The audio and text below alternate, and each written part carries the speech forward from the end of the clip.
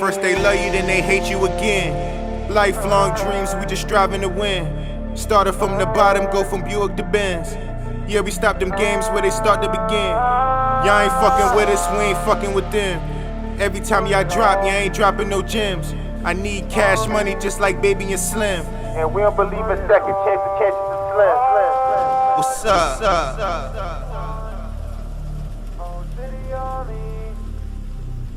Nothing left to lose. Put it all on me. Put it all on me. Alright, ready? I am Mike Torch. Back way. Diddy. K Finesse. I have pizza in my mouth. My name is Rob Cancer. No, we got you. Yeah, thank you. Finally, thank you. Is this being broadcast live? No. Awesome. No. We're going to edit all this out. No, we're not. Oh, No. This is Inappropreality episode 83. Shout out our sponsor. Shout out Haiku. Shout out Isaiah. Do you remember this episode? Yeah, this time. time. Okay, good. I'm sorry. Last time I said some shit, I was like, y'all already know what they do, but shit, we've been getting new followers, new viewers. So, in case you don't know what these men do, Haiku, he has these hats right here. See the bear fire ass hats, 413 on them. And Isaiah, he's a graphic designer. He can put your logo or anything you want on pretty much anything. So, hit up both those guys for the work.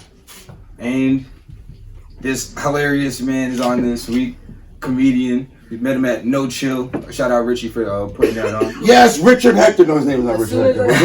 As soon as he opened his motherfucking mouth, I was like, this guy is fucking hilarious. I appreciate you. For real. Thank you. Listen, thank you all. You guys, I remember talking with you guys afterwards. I believe it was you with you.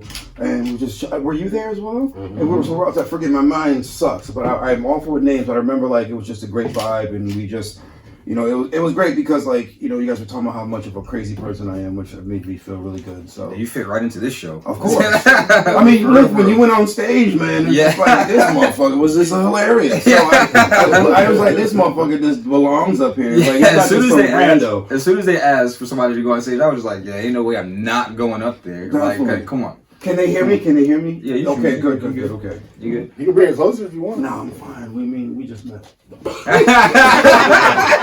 Give us time, okay? Jamal, give us time. When do you get into comedy? When? Yes. Dude. Shit, what year is this? Okay, first of all, happy birthday. Thank you so much. On the camera. Thank you guys. Thank you. How was your birthday this weekend? You turned up? No? You sat at home? Oh my God, I'm too old to turn up. Oh, shit, I'm 37. No, turning up for me is beating off on the couch while everyone's sleeping. Is it a challenge? No, yeah, but if I get like 3 in a row, that's like a great night. You know what I'm saying? You're like fall asleep with your dick in your palm, just like, and everything's all dry and crusty in the morning. After a long night with a shorty, maybe. No, I ain't talking about that. Oh, well, see, that's the thing. It's like I've been with the same girl like 18 Shorty and they still end up beating off at night? No. Dude, I ain't say that part. I ain't beating off. Like, He's doing the beating off. Well, thank you. No, I'm great at it. It's just, look, I'm 30. I turned 37 yesterday, right? And I'm look, the coolest thing about aging and like, how old are you guys? You know me asking. Let's go around in a circle again. 30. I'm 10 off of you. Nice. 31. No, see? 29. See, you guys are at that age where like everything is stupid. You're starting to get dumber, right? Your circle of friends is getting smaller. The only people that you surround yourself with are people that are into what you're doing. Are you a therapist? A little bit. You know what I'm saying? Because I've been there, nigga. I've been there, dog. Trust me, like, man. Wait till when you get that. Yeah, no, because like I said, I'm just tired of being a whore, and because I've been with my girlfriend 18 years in a row, like I always say. But it's just like after a while. In a row? Yeah, almost 18 years in June, but after a while, you're gonna want to jerk off. You're gonna want it, Jamal. Trust me. Like for real, it's the best shit ever because, like, you get no time. No, like when your little one gets, older. You know what I'm saying? It's like, I want to flip the bean, but I can't. You know what I'm saying? It's just like, I know you don't, but you will. You know what I'm saying? It's gonna happen. It's just like you can't wait till they get to school so I can. No disrespect, forgive me, but like when my girl, she drops my daughter off on the bus, I get 8 minutes. I'm like, yeah. And then I'm out and I pretend to sleep when you get back. Oh, hell yeah. You watch 4, you be getting, how many videos can you get in 8 minutes? Yo, Usually, you a visual guy? It's 4. I'm old school. I can write visual from past hoes. Yes, I can. So what I do is the past hoes, I get like, I will look up chicks that look just like them. So like I'm fucking them again. So, you know what I'm saying? Like, you know what I'm saying? You know? Oh my god. And then like, and then, yeah, I get about 4 in there. I get 4 in there. 8 minutes. Yeah, because you know, I tell you what, like masturbation, I'll be honest with you guys, when it gets to a point, like especially when you have more time, like it's the self-pleasure thing. You know, people like self-love. You know, that's like a fucking trigger word now. It's this stupid ass thing, self-love, all that fucking garbage. Self-love, I can go a beat session for about a good hour. This is how you a producer. Beat session. But then I'll be like, yo, I'm going to edge myself because I love me. Yeah, no, I'm going to edge myself because I love me. Get that stamina up. And then, you know, plus my bladder's kind of fucked up, so I can do it. But yeah, man, that self-love is real, man. It's the most amazing shit. Like, fuck your bladder. Ain't that the worst shit where you like fucking and gotta piss at the same time? oh yeah, and especially if you have a big dick like me, it's hard. It's like getting on the, and it curves too, so like getting it on the angle is kind of tough. So it's like I gotta push it all the way down, then turn to the right, and then just let it go. You know what it is? It's inappropriate. And the thing is, I have this massive like mushroom helmet head, and it sticks like right there at the head. It's like, come on, you know you want to go out, and then I have to like wait, and I lay down, and it comes out, and then I'm like 3 times trying to pee. But yeah, it's tough. But no, but yeah, 37. That's what happens when you get old. You just don't care anymore. Right? How old are you guys? Somebody me asking. There's people behind us, mind you. People are watching. How old are you guys? 32. Nice. I'm the oldest one here. I love it. 42. So you get it? Yeah, you get it. Okay, and 33. lovely. Oh, I remember 33. 27. Did I know that? All that happiness. Did I watch it? All that happiness. You see how joyful she bad. said this? No, you're like 27. I love it. Like, But no, but that's when it starts, though. That's when it starts. Like legit, man. Like like things slow down, and then you like become more Knees aware. start to hurt. Exactly. Oh no, for real. Like everything just fucks Sciatica up. comes out of nowhere. Some of the money's hurting. But it's like that though. That's why that's why LeBron, all the steroids he's taking is great. They don't want to talk about it. I was watching. I've seen that. Hey man, poking niggas with a stick. I love this shit, man. That's what I do, man. But no, but I thank you. Oh, motherfucker! I'm so sorry. Forgive me. Yeah. Hold on. But seriously, all seriousness, That's what we left those next to you. But no, but thank you so much for having me here, and I really thank you for coming. No, for real, and thank you so much for the birthday wishes. I truly enjoy aging. It's the most amazing thing. You got this here, and we get you here. So it's a dad in me. Forgive me, it's a dad in me. You know what I'm saying? I'm not gonna go down there with the penis, but you can go ahead.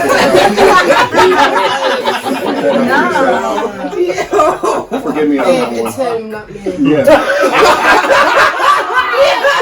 No, I've seen him too. He's a thick dude, so I'm not fucking thick like that. No, for real. I take it. No, I'm just saying. Like, I look at me and look at him. Like, oh. Yeah, he might be funny. so that first Okay, question. thank you so much. First question. When did you get started in comedy? Like officially? Yeah. I would say I said fuck it in 08-ish, maybe 07, but I've been performing since I was 12. I was performing, my first time I got on stage, I was 12 years old. It was at like about 12 or 13, I was in middle school. And I performed for this group called Room Service, and there's one guy named June Archer, so fuck him.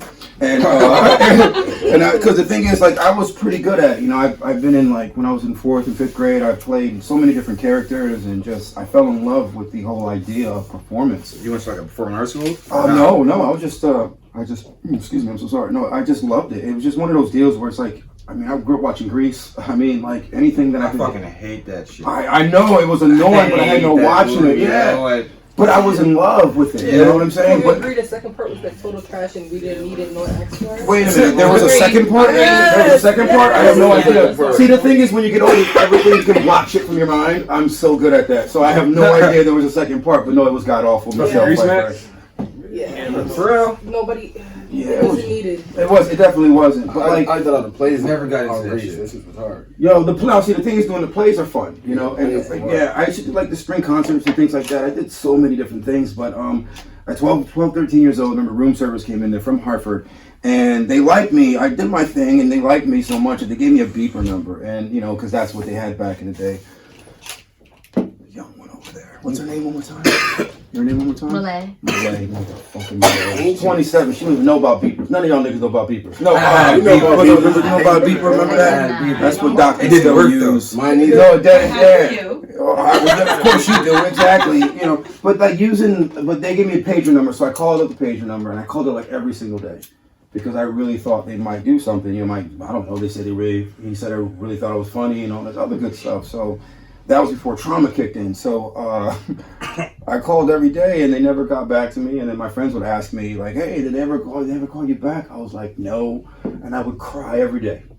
And that's where trauma kicked in, everybody. And now, you know what I'm saying? But that was my beginning experience of like how this business works and how performance works. And then, you know, I was grateful for that moment, but at the same time, I never stopped. So that was when I first got into it. But then by the time I knew Eddie Murphy records by heart, Richard Pryor records by heart. I knew Woody Allen stuff. I mean, I'm a nerd, dude. Like, Who's your favorite? My favorite, Dead or Alive? Both. Okay, so there's like a holy trinity in comedy. If you ask anybody who's been doing stand-up for a long time, it's Lenny Bruce, George Carlin, and Richard Pryor. And if you want to add it to a diamond, maybe you can put in Eddie Murphy, because he was just such a rock star, the meteoric rise that he had. But I mean, so I would say like Chappelle, obviously. Chappelle's a beast. I love his work. Richard Pryor. What about females? See, I was gonna get into that. See. It's her, man. It's her. No, I'm playing. No, like I grew up. No, man, I used to love the Mary Tyler Moore Show. She was like on the Dick Van Dyke Show back in the day. But like, you know, Lily Tomlin was amazing. Lily Tomlin taught me to always leave people wanting more. Never give any. She was. You watch Grace and Frankie on Netflix? I don't, but my mom does. She's amazing on She there. is too. I mean, dude, I used to work with. I've done shows with Baron Vaughn, so I mean, I don't know. I know him, but I don't know him like that. You know what I'm saying? Like I've done shit in New York, so I've been around. I've seen dudes come ups. But yeah, man, I just like SNL back in the early '90s, mid to late '90s with like. Sherry O'Terry, man, I can't think of all the names, but like that time where that female renaissance was kicking in. You had this chick Molly Shannon, Yeah. Bush, Beast. Yeah. No, what's that? I said Bush. No, that sounds sexy though, but no. You don't remember? You don't Molly remember Bush. that shit? Yes. I don't know who played him, but I know who you're talking I know about. he's talking about not the I'm time. talking about the bitch that got kidnapped and fucking Yes. like she was like missing for a long ass time. Yeah, I can't remember. Yeah.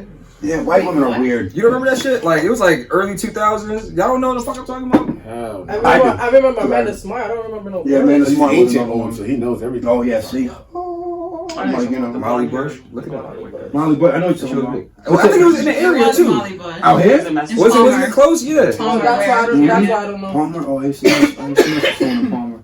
But yeah, no.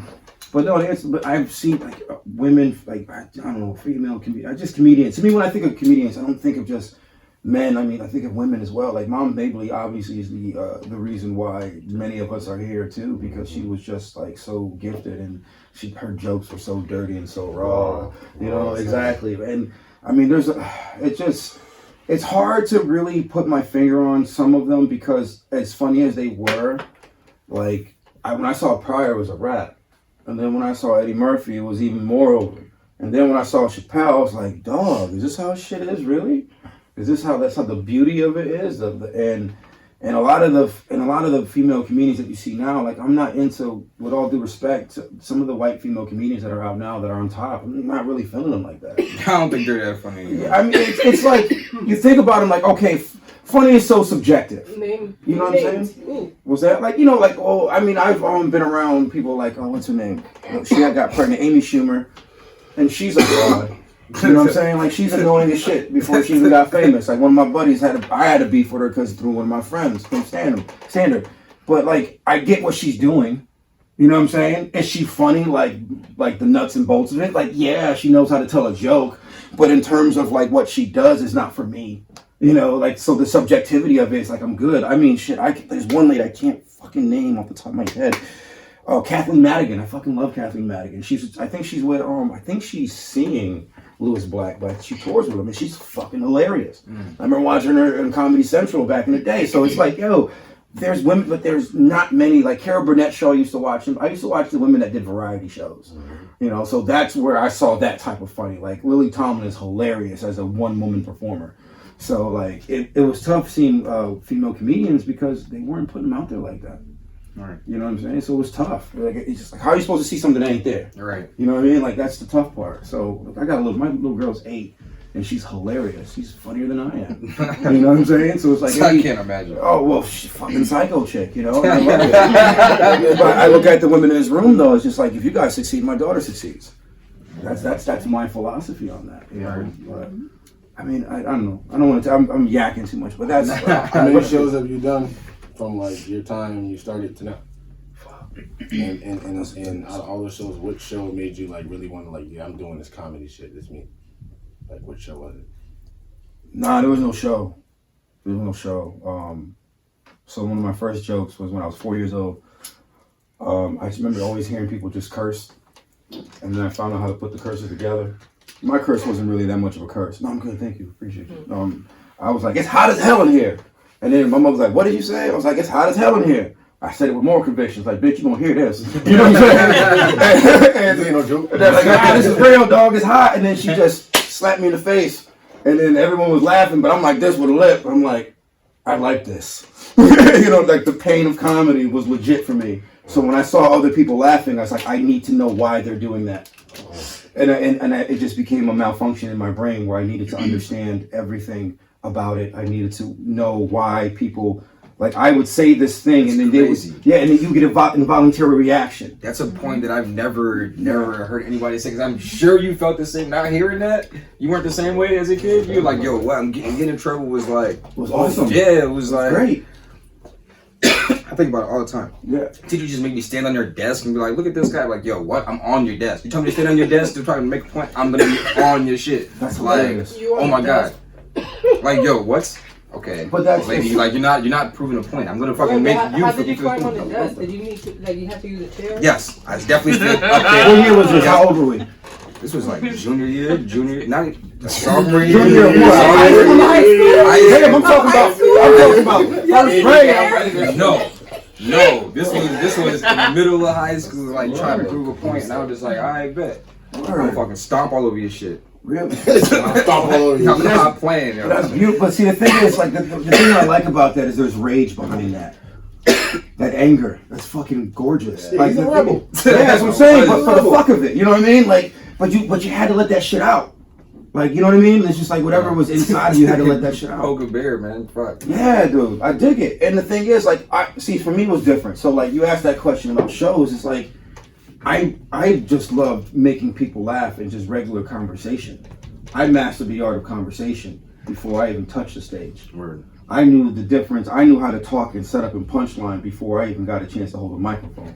So my thing is just like, I would say something, it would bounce back, and then I would say it again, it would bounce back, and I would just like listen to the rhythm of it. It's like, yo, and I just fell in love with it. So by the time I was in like, I would say 5th grade, I was doing like, my teacher was like, if everyone does well and has a good week and stuff like that, then we'll let Rob perform for the last 10, 15 minutes of on Friday. And I was like, yeah, okay, cool. But then like after week 4, I was like, nigga, y'all gotta fuck up, because I don't have material like that. You know what I'm saying? It was like, I'm not that innovative, you know. but that was it for me. Like just listening to people laugh. Because you guys ever heard of a griot? So griot is an African proverbs, and even African villages, like from where we're from, if we even know where the hell we're from. A griot was somebody that kept records of the people who lived and died, but they would also speak about them and things like that, and they would also tell stories. The griot is essentially the most important figure in the village outside of the chief, because the griot was the one that could speak to everybody. People don't understand the court jester, the fool, right? The fool, people talk shit about the fool. But see, the fool is the smartest dude in the fucking room because the fool is the only person that can talk to kings and queens. No other peasant can go in front of a king and queen like that and make them laugh. And on top of that, they used to bring the problems of the people to the kings and queens. So they had to be real mindful how they put that out there and real skillful, because if it wasn't for that, you'd be in the stocks or the Lions and it's a wrap for you. So that to me was when I fell in love with it, like early. And then when I read a book about Lenny Bruce, I was like, I didn't know what a comedian was, but I just wanted to be funny and get paid for it. And second grade, I was one of the first time I can remember that I knew I wanted to be funny. I knew I was funny, and I just wanted to hear laughter at all costs. I was a fucking junkie for it. Right. What type of comedy do you like? I prefer like that Yeah, gut punching, like, oh my god, I can't believe you just fucking said that, or she just fucking said that. Wow. Like, I like shit like that. I was thinking along the lines of like stand up or like skit style comedy. That's interesting. That's a very interesting question. I like my kids' jokes. I just like her because she's in the moment. I like spontaneous shit. I like shit in the moment. That's what I like. That to me is more fun. Right. Like, you see, I come in here and make a connection with all you guys. That to me is what it's all about. Like, you guys, if you guys don't know anything about me, the first thing you understand is like, oh wow, okay, his energy, boom, and here we are. You know what I'm saying? And now I can go ahead. Now I got y'all motherfuckers where I want y'all. Now I can do whatever the fuck I want. Now it's over. You know what I'm saying? Like, it's like, look, the pizza sold you guys. That's what I mean about being in the moment. It's like everything and anything can be fucking hilarious. So to me, the griot was the one that could speak to people. So like, I remember playing marbles with this, you know, back in the projects in Britain. I'm from Connecticut, and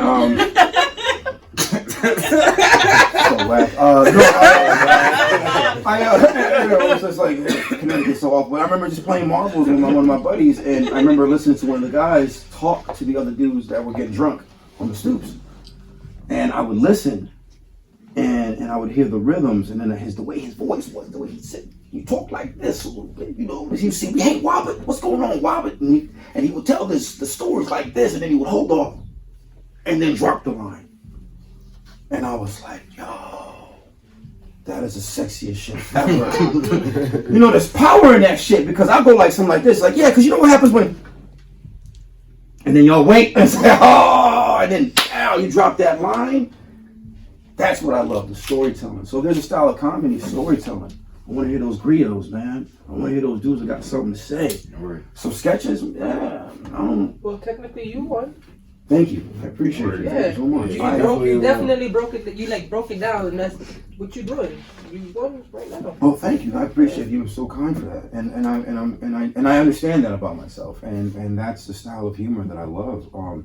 Look, there's nothing better than a good shit joke, a good dick joke. I mean, watching a fat person fall is great. I mean, like, it's like but that's all. Like, I love random shit. Watching them get up. Yeah, oh, it's even better. Oh my God, it's like, you need some help, and it's like, yeah, it's like, oh, let's do this together, and then I fall with them, and then we're having a good time. You know what I mean? It's just, any way that He's just clumsy, y'all fall together. Listen, it depends how big this dude is. You know what I mean? You know what I mean? It's like, you know what I mean? And that is the beauty of humor, man. It's connection, like what we're doing right now, what you guys are doing right now. Like, the journeys is wonderful, it's beautiful. Like I love being a part of this because I see what y'all doing. You brought up sketches a little bit. I asked this question last week. I want your take on it. You think social media is funnier than sketch comedy? Do you think sketch comedy is done and over with? You brought up SNL earlier too. No, I don't think it's over. I think they have to fucking, you know, step their game up a little bit. But the thing is, it's like, look, what's the young man out here? Not young man, he's probably like around your age, is 33. Kino. Mm-hmm. You know what I'm saying? This is the funniest shit, right? I'm gonna tell you why stand-up comedy is dope and sketch all that shit's still dope, because I think Kino got one of like maybe over 80,000 hits on one of his videos, right? But he's coming to my workshop to learn stand-up. You know what I'm saying? because he's doing it because one reason only, because he's fucking smart. Word. And he's an artist. And he's had so much trauma in his life, and he's turning that shit around and using that shit and doing what he's doing on social media. That stage work only benefit him at this point. Yeah. Exactly, because he wants him it. just improving and getting better with, you know what I mean? Stand-up comedy will just improve his sketches and shit. Yeah, and the cool thing is, if they suck and you guys say they suck, even better. Because then you know you can come back off that shit, you know. So I would say that social media. Look what happened with Vine. It was here for a while and it was gone. You know, TikTok I guess is dope. You know what I'm saying? It might be here for a while. TikTok is Vine. Exactly. But then once people begin to realize that China owns it, then you know what I'm saying. It's like, wait a minute, hold up. This is a Chinese developer that made this. It's like, you know what I mean? Like people are just.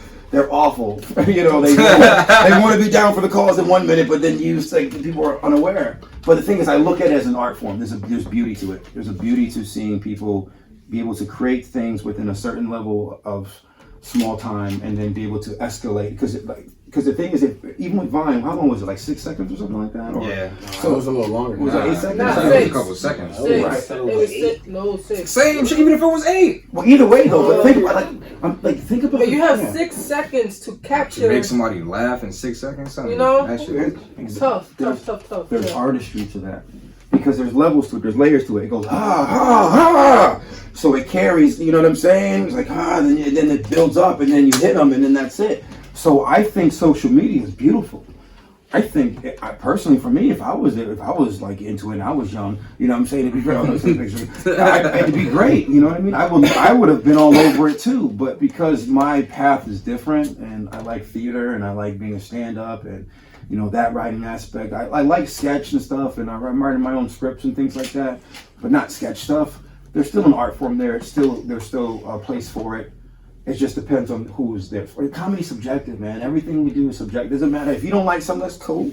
Keep it moving. You know what I'm saying? It's just like there's a place for it. There's a place for social media. And the cool thing about it is that you can take your sketches and put them on social media. So having those two come together are amazing. I look at Keno, he comes in, it's like, dude, you're an artist, man. It's like you're a comedian whether you know it or not. Bro, that dude's working, man. I don't know Exactly. how many shits he's put out in so little. Yo, on some real shit, I'm surprised he hasn't gotten sick, because Yo. he be with no shirt outside. How you know you probably did get sick? Well, big thing, Yeah. and I'm like, I don't know. Nah, Man. the content is, we keep putting out videos, so he out there, so. He just posted that clip that the skit, the sick dick. You know what I He was mean? rubbing Vicks all over and Okay, shit. so he's That was sick now. funny. See, I got a chance to watch that. The thing about it, like the craziest shit, but he's in the back of my class learning shit from me. Doesn't mean I'm more superior than he is, but he just respects what I do because that night that we all met, and I respect what he does. And it's like, dude, that's the thing about it. It's like, yo, because when I think about the question, I think about it in the sense that are people looking at either or as a detriment to one another? Like, yo, fuck that bullshit with the, you know what I'm saying? It's like people who hate on shit like that immediately are idiots. You know what I'm saying? Because people don't understand like the possibility of things. Like I look at you guys, yeah, I'm a little older, but who gives a fuck? But I look at you guys as someone I would love to learn from. Like just being here, the way you guys are just chilling. This is amazing. The energy in this room is crazy. You know, so I love it. So it's just like, dude, anything could be anything, and that's the beauty of this shit. Shit, I can say we learning right now. We all I know. quiet, you know, For real. studious and shit. Like, Oh, thank you so much. Nah, we for real. We listened today. Oh, what's that? You teach comedy That class? was gonna be the next shit. Yeah, you mentioned it. Yeah, I do. Actually, I teach comedy. It's called Each One Teach One workshop. is that your foundation too? No, so the thing is, I when you guys said foundation, I was like, oh, okay, I like that interpretation of what it was. That's what that's what it kind of looks like. No, it feels no, and when you said that, I was mindful of it. Like when you said, I was like, wow, it made me think. It's when I was learning because it's like, wow, oh, I'm not making any money or per se. I mean, I am because people are paying me, and eventually I'll give it to some sick kids. I don't know, but like what I'm doing is like, yeah, it is something like that, So with the workshop, it's called Each One Teach One workshop, where the journey is more important than the joke. The dopest shit about my workshop is I don't even teach fucking comedy. First 2 weeks is emotional regulation. That's all it is. Each One Teach One is an old African proverb when a slave that did not know how to read and a slave that did know how to read, it was incumbent upon that slave that knew how to read to teach the other And that's how they built the community, and that's how they I were. know that's where that came from. Yeah, oh, dude, it's and I remember listening about the each one teach one mentality. I took this mentality ever since I was about 16, 17 years old. I think it was about 2000 when I was 17. It was when Dead Prez made Let's Get Free, which is probably one of the fucking dopest fucking albums ever. Like, you ever seen Chappelle's Show? You know that song that comes in the beginning? Yeah. That's Dead Prez. Oh shit. You know what I'm saying? They got this shit. So, like, you know how I give the middle finger just fucking around? That's not even a middle finger. That's your basta. You know what I'm saying? Which is mean like stop the bullshit. That's what it is. So I don't give the middle finger. I'm giving you basta. You know what I mean? I learned that from when I was young.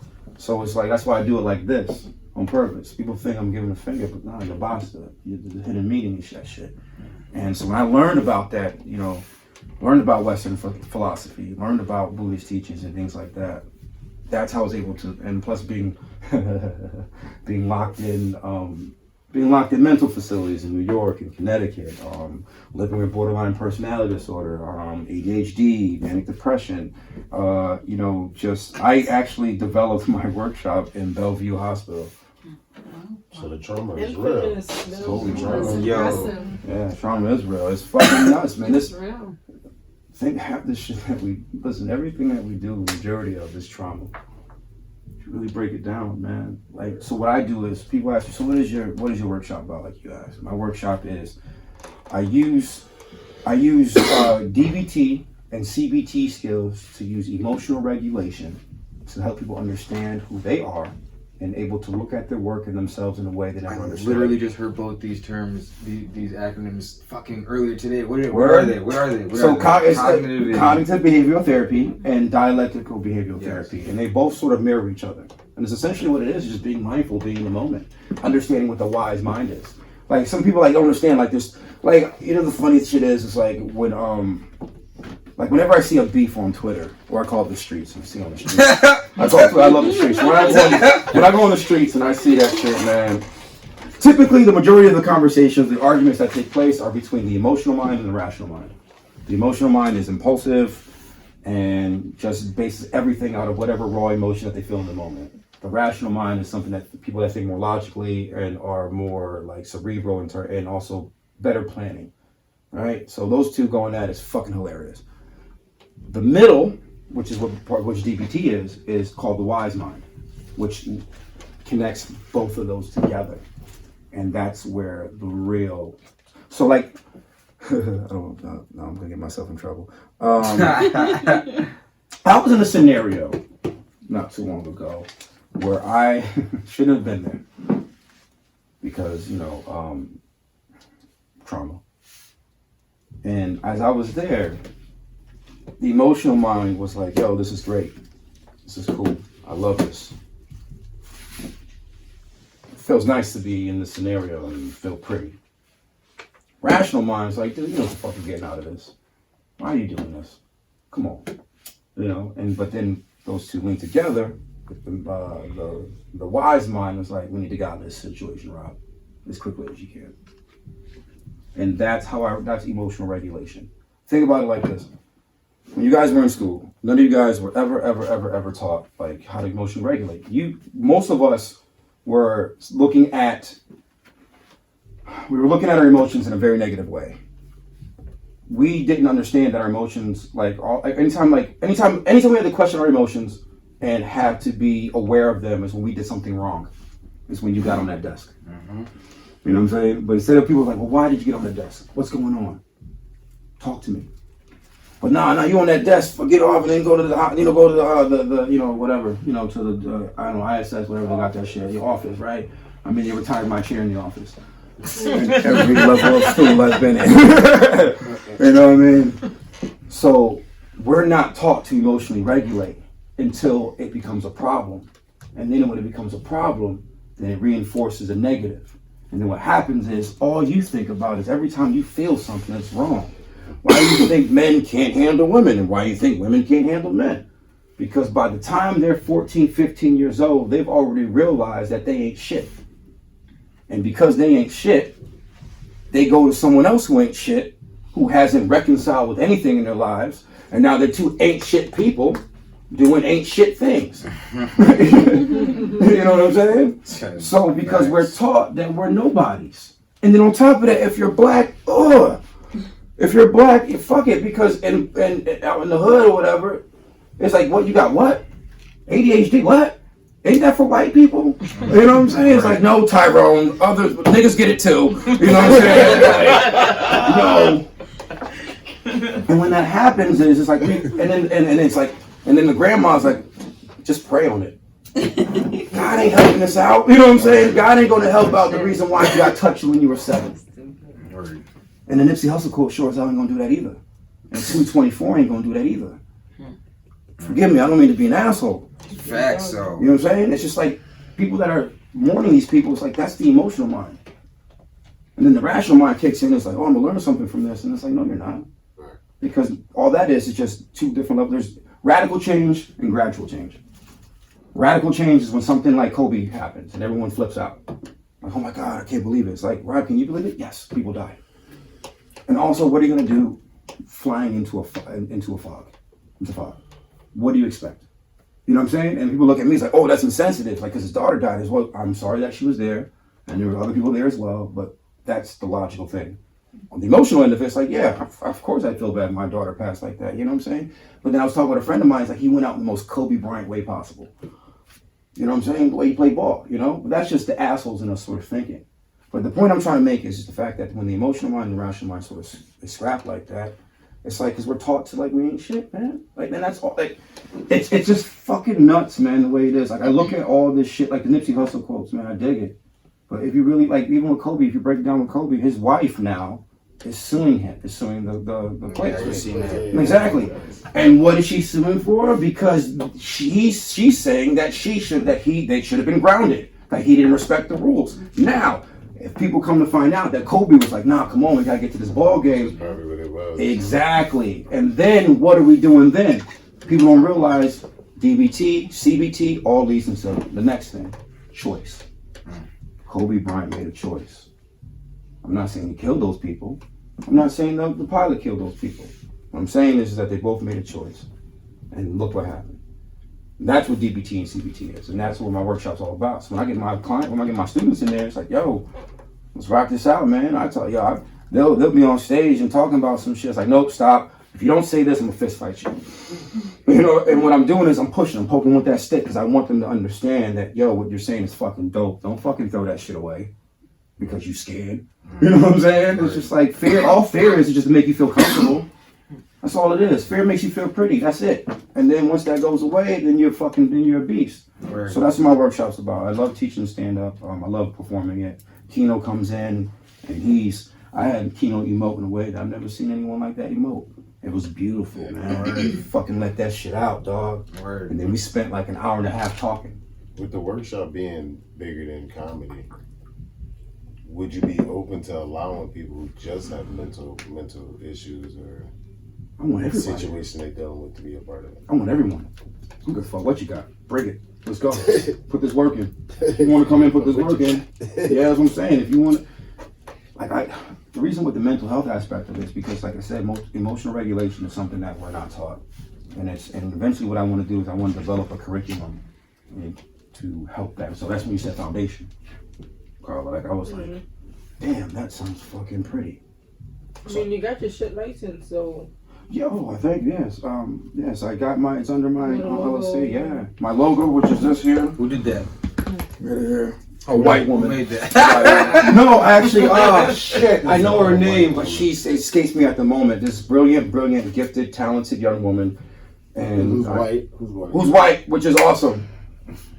She's wonderful. But this is what I mean. Like like my daughter's 8, so I was about 29 at the time, and I was like, she was younger than I, and I was like, yo, like, I saw that you made other people's cards, and she was like, yeah. I was like, I don't want you to make my card like the way those guys just did a picture like me. I want something different. She's like, okay, let me know. So then one day I was walking, and my hair is much higher than this before stress, and as I was walking, I saw my silhouette, and I sent her a picture of it. It's like, can you make a logo from this? Oh shit, word, that's dope. And then boom.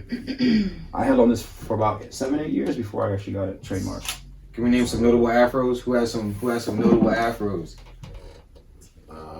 Carrot Top, Don Ludacris, Don King, Afro Man. Oh shit, Don Afro King. Man, Angela Davis. Afro Thunder. Afro Thunder. All the black women and what's that? 70s. Erica Badu. The kid from Shit, Boondocks. Boondocks, yep. Oh, word! I ain't even thinking of that. Riley. All the women in Black Panther Party. Most of them didn't even have afros.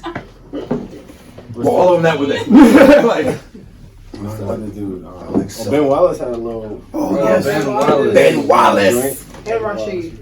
Yeah, Mike Vick had one for like 2 seconds. Oh yes, he did. You know the funny shit about it was like Mike Vick said, "I'm never cutting my hair until we win the Super Bowl." So you going to jail first. But cut that shit. They cut that shit on purpose. Won't fuck them dogs if you want to. I was gonna ask you this before. I mean, getting to the talking, and you're beyond fucking wise. Who were some of your mentors? Grover from Sesame Street was the first one. So the only one person I actually did. No.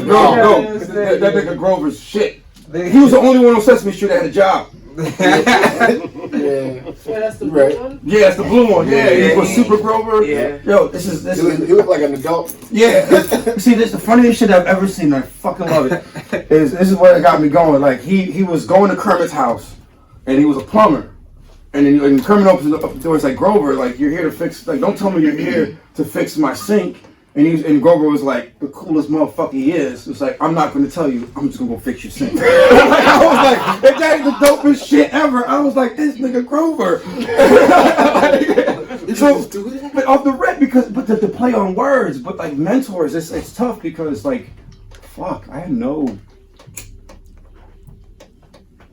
Damn. What were your mentors? Get me going. Like someone that you like. What was this? Like, was it like a what type of figure? I had no positive male role models. Yeah. See, football coaches. Yeah. Okay. Or even like players, somebody you kind of looked up to, maybe that kind of like influenced you to want to do what you do. I don't know. Like, all right, from my like me, like when I started to reach my peak in football, to like Gerald Reeves, he was like a star corner. Oh, of course. I'm not. I'm old. I know. I'm not stupid, right? No. Forgive me. What position do you play? I play corner. You play corner. Nice. That's more of a role model over a man. Yeah, like Dion. I remember when I played football. Dion was that dude. Everyone wanted to be like Dion. Prime time. Hell yeah. But continue. I'm sorry. Gerald Reeves was that person you looked up to? Yeah, that's kind of like somebody like I just research all the film, like like just dig into like mad in-depth shit, YouTube clips, and that kind of shit. I looked at like I don't know, like Peyton Manning in a sense, but that was like one of somebody like not like wanted to be, but I thought was ideally had like dope.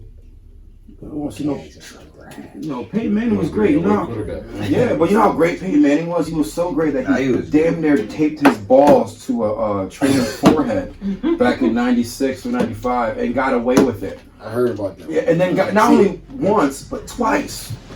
I don't know nothing about that. No, I'm saying it's gifted. Like I hear you. But that's dope. I mean, that's like, what made you want to look up all those things about? Oh, just the idea of really getting in depth with football and understand the game a little bit different. You know what I'm saying? Seeing it from my position and then seeing how I play football. Like you play a video game and most like Madden shit, they tell you like as a quarterback and most stuff. You know what I mean? Ideally you want to play your position, but it's like it's harder to play it in a video game. So you're just trying to learn certain mechanics and just getting more in depth with the game overall. What did you learn about him outside of like football? Did you learn anything like that was interesting to you? Like, oh, I like what this dude's about. I learned that obviously his father played. He obviously had a brother that was playing. You know what I'm saying? How the family was obviously like talented, gifted. Awesome. You start learning more about his background, just certain shit like that stuck out to me. Like, oh shit! You know what I mean? Now I gained more interest into the player overall. Now I'm like a player fan. And, like that's how I really go about sports. It's hard for me to stay on a certain team. I dig it. Because I like so many players. Individuals. So that's awesome. It's just a different outlook for it. Definitely, Carl. Like, because I hear you talking about women. Like, you obviously like women or someone that like they like a mentor. Not just in general. Yeah, like anything. Yeah. I can't. I was over here trying to think, and I'm like, I really can't think of somebody that I would really consider like a mentor. Well, it's funny because like I can see you obviously protecting women, which is great. You know what I'm saying? I mess with my girlfriend all the time. It's like she gets into like protect the black woman mode. And it's like you don't even like each other. So you know what I'm saying? Like it's like a black woman is so tough. It's weird. But I hear you saying it like that, you know what I'm saying? So I was wondering if there was someone like... It's not even so much black women. It's just like right is right and wrong is wrong. Mm-hmm. And I hate when things start to get political. Mm-hmm. That's when I kind of have to step away. It's interesting. Because they're going to have different opinions and you're not going to change people's minds. So when you be on Mass Live and you be reading the comments and people really be sitting there going back and forth with people. These white people are going to think how they're going to think. Yeah. There's no change in their minds. Right. And what's kind of sad is that they know they live in Mass and they know that this is kind of a democratic state and they just kind of have to fucking deal with it. Because they ain't gonna move. Like all they can do is just talk shit in the fucking comments. So you're like your own mentor. I love it. Oh. No, because like I'm telling, like my mother was probably my first mentor. No, because I hear the passion that you speak with. Like your son is going to be, man, he's gonna like, oh, it's gonna be great. Because like just the way you are right now is awesome. So my mom, I would say my mom was my first mentor because I remember when she went from being on welfare to getting jobs, and now she's an LPN. So my mom was my mentor. So like when anyone, like I remember when Richard Pryor passed away, one of my friends called me and said, "Hey Rob, you okay?" It's like, dude, what? It's like Richard Pryor died. I was like, okay. I was like, I don't know what you want me to do with that information. You know what I mean? Like, all right.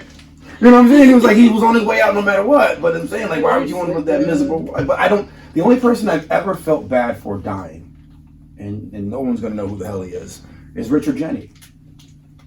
Richard Jenney. You guys ever seen The Mask? Yes. With Jim Carrey? Yeah. You know the guy who played the friend? That's Richard Jenney. Really remember. Yeah. Well, if you ever get a chance to watch it back, yeah, the guy who went back to, we played Jim Carrey's friend. That's Richard Jenney. Was he white? Yes. But this is the thing, though. This is the thing. There's a point to this, though.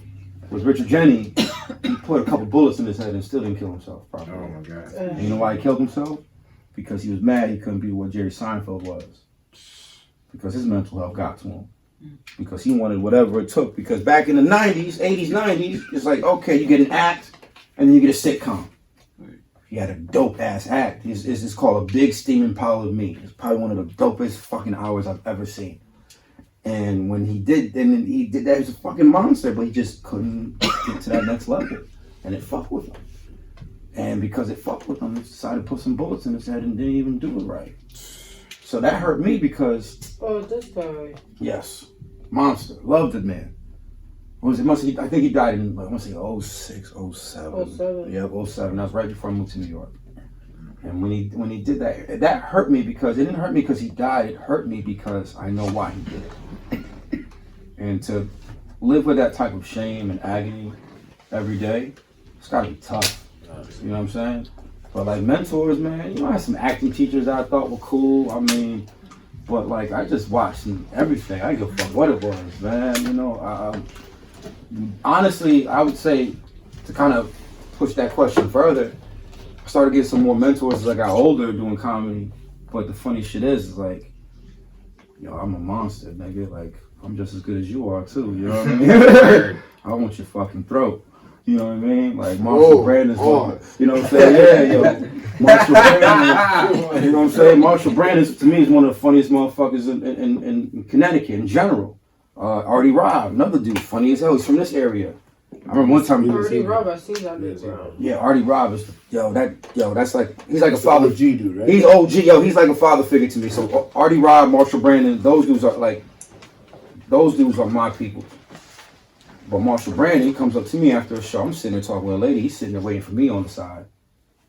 Just waiting for me to slam it. Like, hey, Jim, what's going on? And my mom like, why the fuck is he waiting for me to stop talking? And then Marshall, he says to me, he's like, yo, you're great. I see what you're doing. Like, you're smart. Like, you on a different level. And for me, it was like, it was a blessing because it was like, yo, I know who Marshall is. I've studied this motherfucker's work. There's long ass text threads of me breaking this shit down because I get so excited about this shit. It's like, yo, that joke you did here. It's like, yo, when you did this, I get it because you can do that. And it's like, I'm like, yo, and that word you use, beautiful. Like, that's a fucking cycle. But this dude coming up to me, this motherfucker opened up for Donnell. He's opened up for Donnell Rawlings. He's opened up for Chappelle. You know what I'm saying? He's hanging out at Chappelle's house. Donnell is hilarious. He's a good dude too, man. I've worked with him a handful of times. For real? Yeah, man. On sketches and on a show that we shot a pilot in New York City where we were doing stand up on the subway, and so He just started a podcast a little bit ago too. Yeah, of course. Yo, This shit's kind of funny. Yo, he's a beast. He's hilarious. Oh yeah. Oh yeah. Like all these people has inspired me, and but I also watch I watch Jordan videos, Stone Cold Steve Austin videos, because like anybody that you fucking love is like, and I'm yakking, forgive me guys. Anybody that you love, man, there's a reason why you love them. Most people that love Kobe is because like, oh, I love Kobe because you know when shit happened with my dad or whatever. So Kobe becomes their father. So Kobe dies, that emotional mind kicks in because life was so hard that they needed Kobe Bryant to make them feel pretty. You know what I'm saying? So for me, like all my inspirations were fucking pieces of shit, alcoholics, drug addicts. My favorite comedian died on the side of a toilet from a heroin overdose. I stopped giving a fuck about them when Eddie Murphy got caught with that transsexual. Yeah, because I was defending this motherfucker. Like, no, he wasn't with it. And then I was like, yeah, he was. and I'm like, why? Yeah. And then was like, why am I defending this motherfucker? And that's when I was done. I was done with it, and that's when I became the iconoclast. You know, the guy who breaks down the icon. That's me. So I'm sitting in a room at the Funny Bone. It's me, Marshall Brandon, this other dude, Chris Clark, a couple other heavy hitters in Connecticut. And I'm like this. I'm not on the show. I'm like, I stood up. Actually, I stand up and I say, while everyone's in the room, it's like, yo, if I was on the show, I would destroy all y'all motherfuckers. I'll burn all you guys. I will fucking kill all you guys on stage. All y'all niggas. And this one dude, he was like, Jackson. He was like, yo, it's like, Rob, you can't follow me. I'm like, bring it, nigga. Like, you lucky I'm not on this fucking show. I'll murder all y'all. Like, I was that, because the energy was there. I want motherfuckers' hearts when I'm up there. You see what I'm saying? Like, like when you on the football field, man, you want to, you know what I'm saying? Like, yo, when I'm on that stage, fuck everybody, homie. You know what I'm saying? I'm going out kamikaze style. Word. Oh, yeah. You got $5 to get drunk. What are you buying? Oh, I've been in that situation. She got it right. Mm-hmm. She got it right. The way you say in the club? Nah. Oh, I'm about to say $5 in the club. You not getting You get a what? We getting a beer. You got $5 just to get drunk. I must you got $5 straight with the weed. Honestly, you niggas buy $5 with a weed. I'm just gonna go get what? I didn't know niggas did that. That's his homeboy. That's his man's. That's why he getting that. Right. But nah, I go get 4 nips and a soda. I'm good. Nice. That ain't gonna work, man. Nah, that will work. Damn, you've really been in that situation for real. 4 nips and a soda specifically.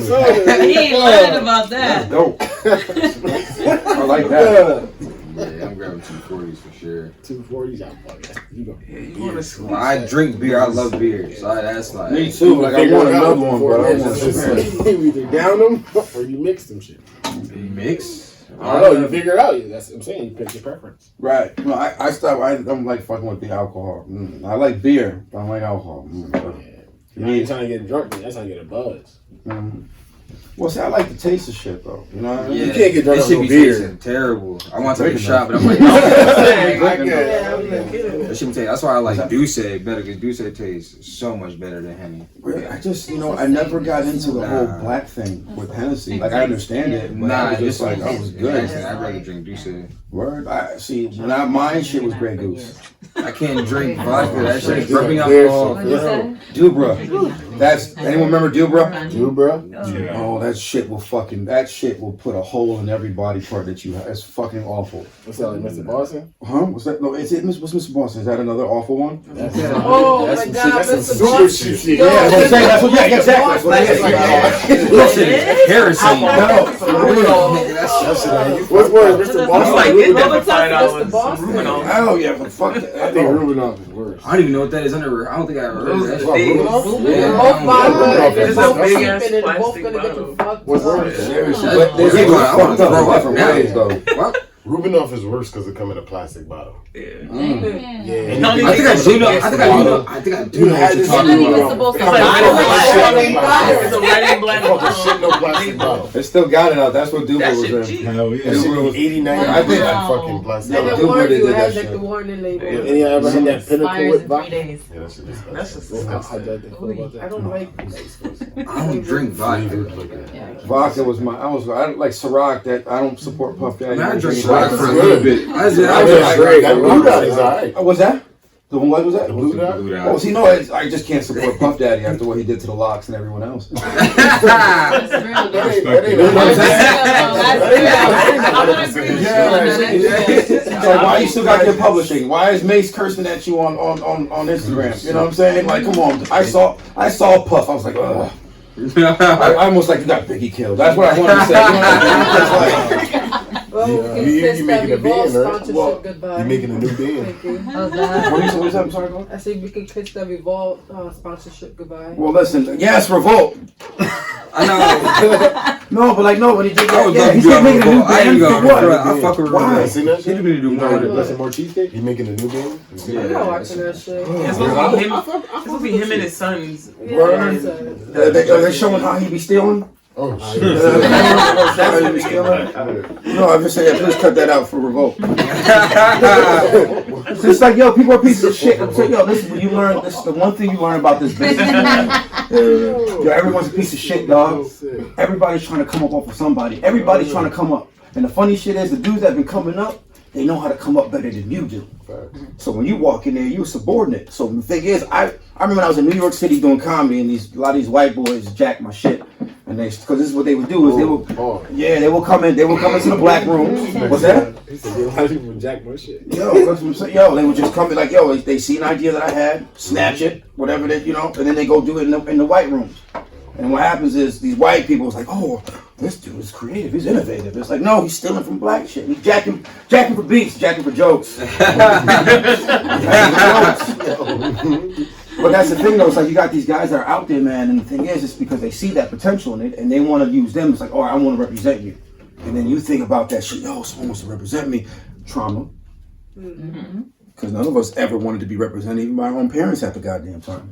You know what I'm saying? So you got someone that says that shit to you, you don't even know how to act. So in your mind, you think you're getting something.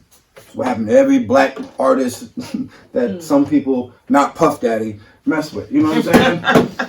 But that's the thing, it's like you got these guys, man, that know shit better than you do. So when I went through this shit where I was making my show Beige on Both Sides, and this person, yeah, that shit's copyrighted, so none of y'all motherfuckers take that. Exactly, especially you, Jamal. Like, who wears a Pippen jersey? Yeah, who wants to be number 2? Like, this motherfucker just made a decision to wear a Pippen jersey. Oh my God. I'm gonna be the second guy. No, I dig it though. No, I dig it. Wear a BJ Armstrong jersey if you want to be irrelevant. You know what I'm saying? Like, He said he want to be irrelevant. you know what I mean? Just fucking make that decision. You know what I mean? Just fucking for everybody, buddy. No, Yo. but that's what I mean though. It's like, but when I went through that shit about getting sued, I'm still going through it still. But I learned about copywriting, learned about trademarking, developed my LLC, all because of trauma. I took that shit and flipped it, man. You know what I'm saying? So it's like everything that I've been through during that time, yo, like that's when I learned. So now I'm building my shit up. I got this workshop that's fucking dope. That if anybody comes through, they will like it. And if you don't like it, well, who gives a fuck? You know what I'm saying? Bring someone else that will. Now I got that. I have my stand-up. I got this script I'm working on that a local TV station was going to pay me $16,000 to write. Just 8 episodes in Hartford. Ain't nobody seeing money like that. You know what I'm saying? Nobody seeing money like that. You know what I'm saying? Exactly. You know what I mean? And like, so here I am about to do this thing, and this person that I was working with catching wind of it, but hating. Then I signed a release form that looked like a release form. And then all of a sudden this individual wants to turn it into a contract on some Puff Daddy shit. And then now all my intellectual property is no longer mine. The individual even took because it's online. Beige on Both Sides is online. And that person took off my name as the creator to my own show. Pettiness, all through the law. Because that's what people do, especially white people. And this person was a narcissist. And I don't know if you've been around narcissists. Yeah. Run, nigga, run. You know what I'm saying? Like, look, they can be loves, maybe, But narcissists, they think in ways that are just so, what's the key phrase everyone uses? Toxic. And that's how I learned, and I learned about this individual's narcissism, and I was able to get my intellectual property back. But then I saw this individual snapped, and then because I was feeling uncomfortable, I went online and wanted to be pretty because I wanted to feel safe. Said something I shouldn't have said, and now I'm back in court because I violated the agreement and the. But there's a stipulation that's in there saying, but that was all through trauma. I didn't realize what I did until my lawyer hit me up. I was like, yo, did you do this? I was like, yeah. It's like, oh, so I took it down immediately. So there's a stipulation in the contract or in the settlement where it's like, I have 7 to 10 days to take down any.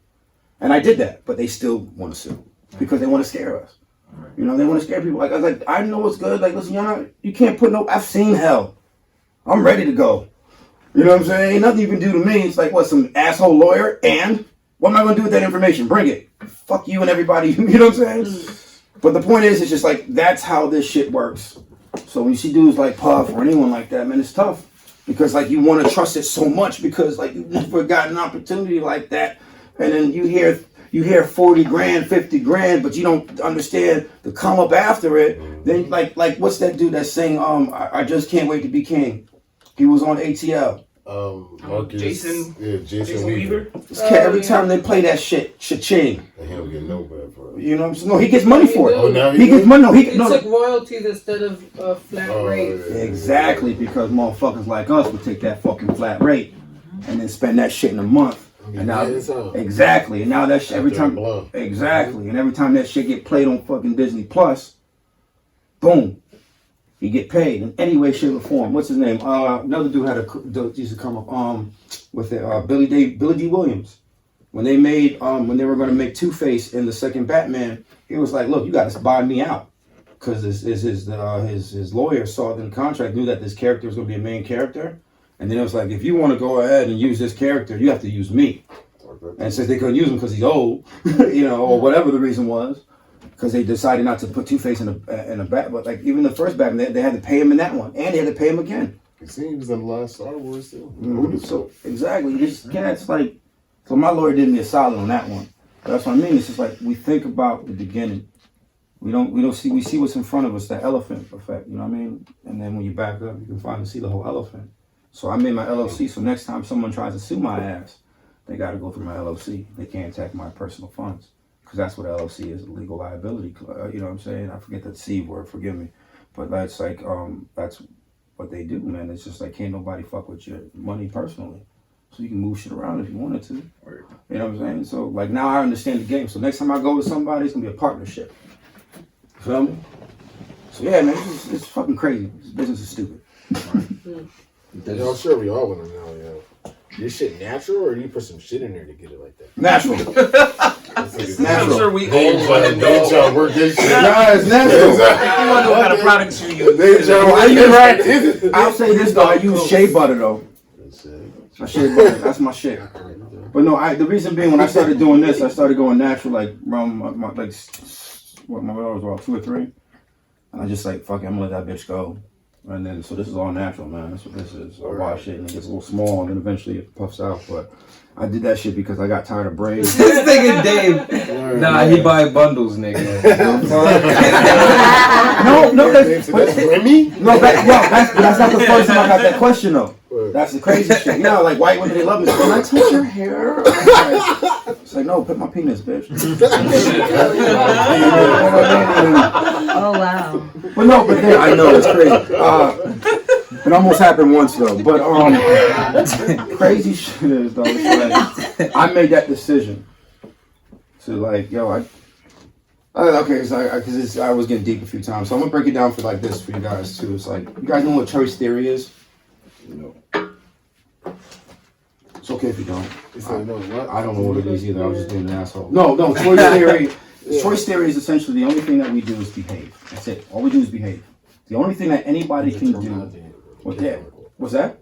I use the terminology with the kids I work with. See, so you understand? Awesome. That's dope. So the thing is, like, choice theory is essentially we have the power to choose. The only thing that anybody can ever do to you is present you information.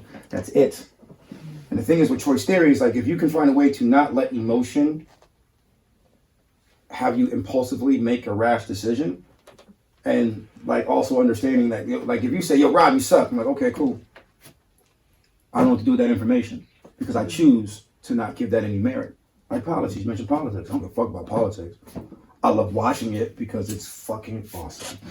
Watching old white guys beef with each other the way they are. And then, like, I saw Trump walk down, like he was walking in some area and then someone, hey, Mr. Trump. And you're like, hey, President Trump. He went, shh.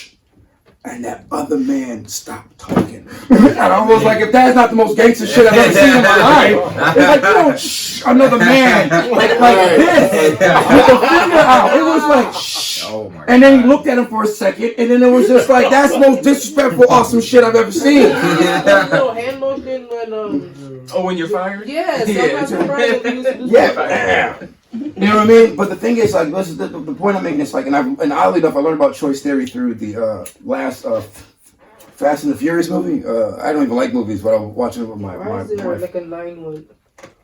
I don't even know. They gotta stop. They really do have to like Hobbs and Shaw. rest. So many of them. That's what I'm saying. No, like, but to finish the point with choice theory, is like you have to understand. Like, remember, you have everyone in this room has the ultimate power, which is to choose. Once you can learn to conquer your mind and just fucking choose. Like I had this one client I work with, she called me a nigger to my face. And she's like, nigger, I was like, well, at least somebody thinks I'm black. And they, you know what I mean? And then she was just like, she didn't know what the fuck to do. She was like, what's it? And I was like, yeah, you can't break me. Like, there's nothing you can say or do that's gonna break me. At all. You know what I'm saying? Like, I've done worse to me than you could ever do to me. And when I did that shit, she was like, cause she wanted to try people physically and stuff like that. And she's like, she think you get me? It's like, no, I'm not even gonna get to you like this. I'm gonna fuck your head up. So every time you see me, you can be like, yo, that's not the nigga to fuck with. Because he be saying some shit and I be feeling things and then I don't wanna do that. I'd rather fuck up a person emotionally than physically. Because emotionally, that should take a while to come up. For real. You think about that shit forever. Yeah, it's awesome. But yeah, choice theory, I'm telling you guys, read up on it, man. Remember, you guys have the power to choose, man. That's it. That's it. Like, as long as you can remember that everything you do is a motherfucking choice, you straight. Alright. Everything. Does pussy have morning breath? Yes, it does. I don't mind being a toothbrush.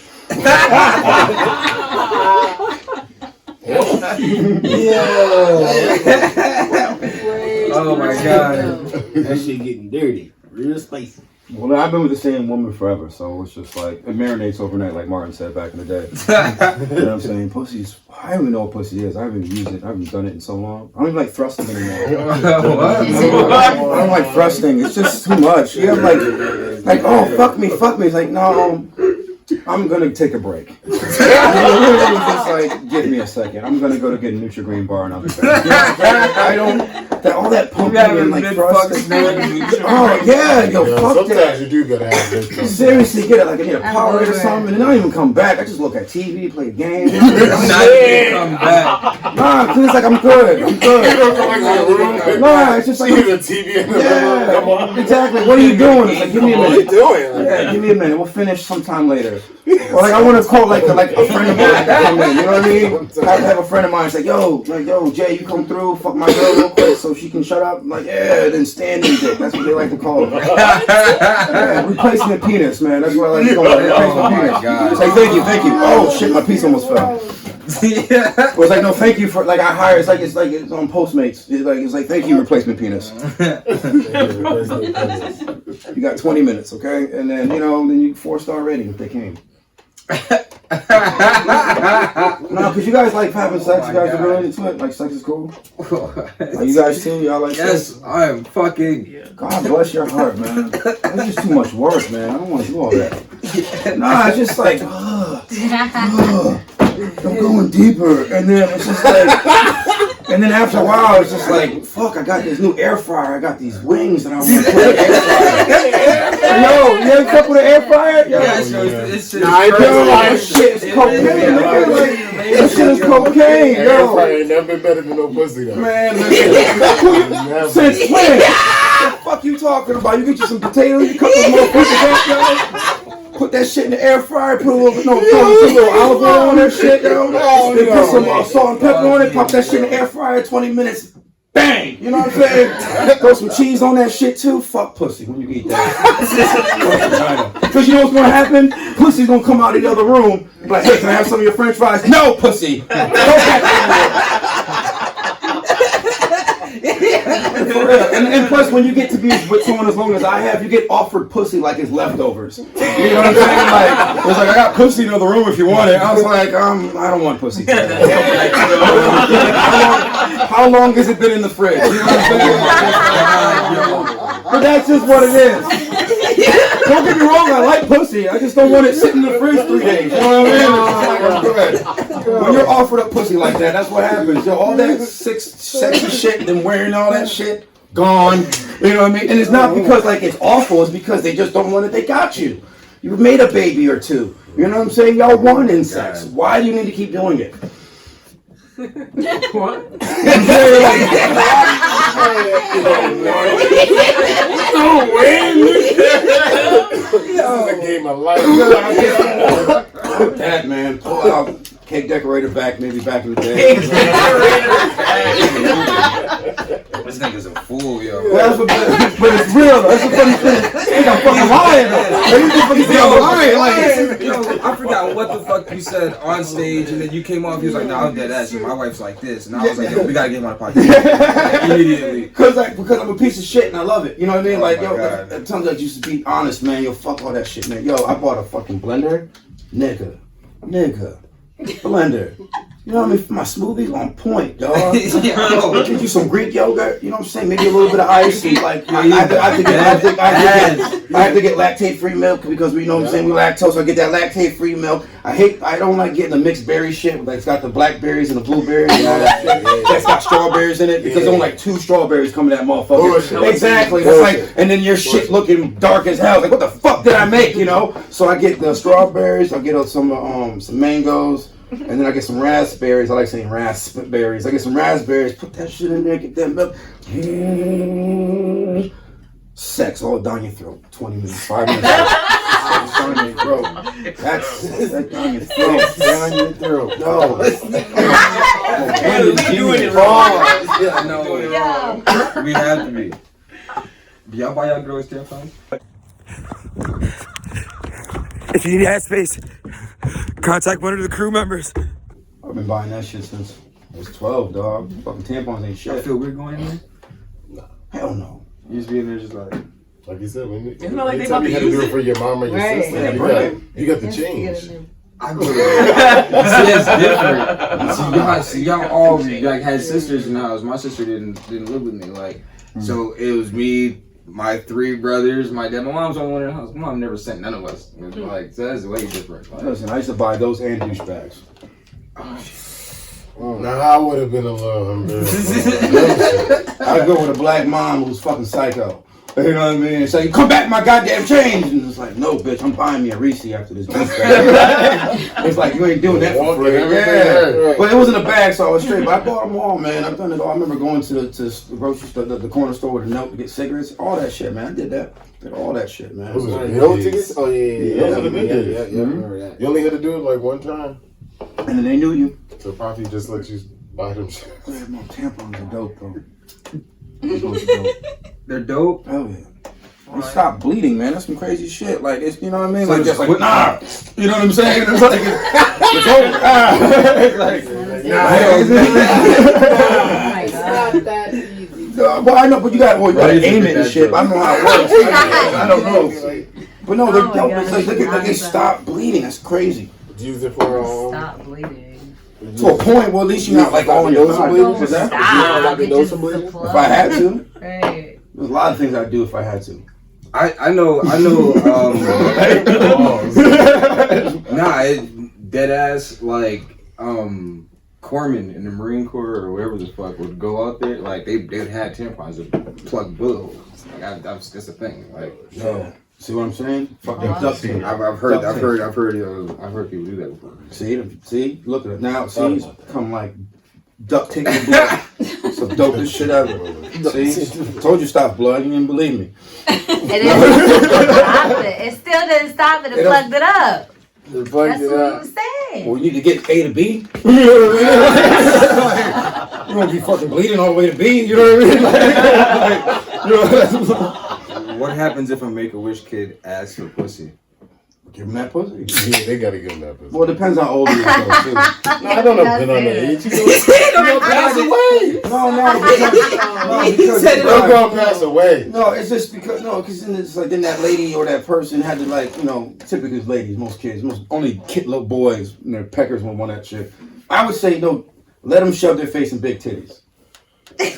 Give them big titties. That's respectable. Let them go like, oh my god, big titties, cow. Whose titties they shove in their face? Any titties that are available. Somebody's gonna volunteer for that shit. Porn stars would do that shit. Hell yeah. Oh my god. Somebody's gonna volunteer for that shit. Hell yeah. Y'all know. Take your ass to Disney and donate to their fucking charity. Listen, if I had a choice to go to Disney or have Dominican princess, whatever that crazy bitch is with the big old, she's whack. I know she is, but I had a choice between Disney or that. I was like, bring this non-English speaking bitch over here. And I'd gladly go, and then I'd die like this tomorrow. 226, nigga. That's what it is. Like, fuck it, big titties. Well, let them one of them chicks, some porn stars squirting their face. Oh my. That's a surprise. I am not. That's a surprise. I never had anyone squirt on you? Yes. Yo, that shit is But like, that shit is so. like what if like kids in a wheelchair can't move? Like they get it too. You see, they spray. they can get it. It sprays. They don't just stay there. Gotta go somewhere. This is fucked up. Oh yeah, man, shit. Let someone squirt on my face right now. It'd be great. What the fuck? That 2-day-old Carla pussy is all the way out of this conversation. Only fresh pussy squirts like that. Only Fuck fresh these pussy. niggas. 3-day-old pussy that's been Oh my god. in produce for a while. That shit sits in there. So you don't get a little rotten, A little dipped up. What are some things you guys accidentally flushed down the toilet? Accidentally? My pride. No. Pride. What was it? Shit, no You flush mad shit down the toilet on accident? Like blunts? Like a ring. Right with this is once. A ring. One of the best deuces I ever made because I was like taking fiber for about a month. I know this is nasty, but if you take you some fiber, man, that shit works. Your shit come out strong, nigga. It comes out smooth. I'm being honest, yo. Your shit be clean. There ain't no. It's just. Smooth, yo. You understand, right? I have a high metabolism. I take like 6 shits a day, 5, 6. See what I'm I saying? shit all the Damn, time. how you do? Are you down here? I shit all the Are you like wait a minute, are your legs like this or are they up here? They gotta be up here. They gotta be. I need a squatty potty. Them shits are fun. No, because that's how Y'all know what them shit. shits are? Yeah, right on your ears, like. Come out, right? That's how you're supposed to shit. Yeah, man. Oh shit. No, that's how it is, yo. Fiber, man. That was the word. When I saw one, I was like, yo, that's a dope ass log. I took a picture of it and sent to my buddy. Dope ass. Yeah, it's a dope ass log. And then when I saw that thing go around there, the toilet almost couldn't get all of it. I said, like, it was just like, just break dancing. Yeah. I do like 4 times, man. It's like, what are you doing? Fucking my water. I'm like, oh, man, I just gotta get this beautiful turd down there. You called the toilet without putting the tissue. Yeah, those aren't easy to flush. You be bad stressed, especially when you're like somebody else's house. Yeah, that be no first, yo. You got somebody else's house in the toilet break. You like, fuck. Not me. Oh, yeah. Y'all niggas act, y'all be like, yo, you got a bathroom. You bring me to the broken bathroom, nigga. Like, why you bring me to that broken bathroom? Shit, Nigga, you gotta go, my nigga. You gonna shit on yourself, you gonna leave? You gotta leave that shit in the car on the way. Fuck that, there's a bathroom right there, my nigga. Out the door anyway. Go home and get that But if it's like a... Yeah, I might have to go home because I'm going to have to get butt ass if it's one of those things. Those are the best. And I ain't getting butt ass in nobody else's bathroom. Those are the best ones to take, though. You getting butt ass in somebody else's bathroom? If I had to. Listen, I told you not to. If I had to. Look, I don't care. Listen, don't give a fuck. I broke in the bathroom. Like, yo, I shit in your toilet. That shit's all the way at the top. I'm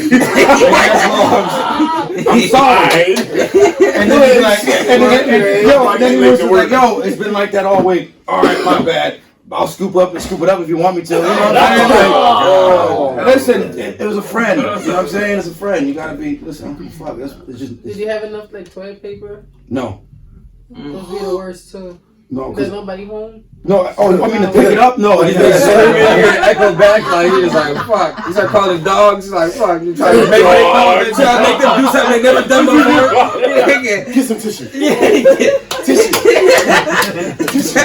What the fuck, yo? Like, come on. Oh my god. If you're on the toilet, it's no tissue. Depending on how much is in there. You got whatever's in the crappy ass. It's not like one of the thick ones. Like if you got just enough to like just pat your ass with some water and then use one of their towels, that's how you do it. Do you use the toilet water to pat your ass? No. Oh my god. I mean, if you right there, right? You all about convenience. No, well, I mean, if I'm in like a mall toilet, maybe, you know what I'm saying? But like the toilet water. I mean, listen, you gotta do what you gotta do. Y'all niggas need to carry a pack of fucking white. No, actually, I don't have them with me. They're in the car. But no, I have like legit, man. I do my thing and then I get my little wipes and put my continental joints right there. But no, like you do whatever you gotta do. Fuck it. You keep your little waist bag. You keep your waist bag.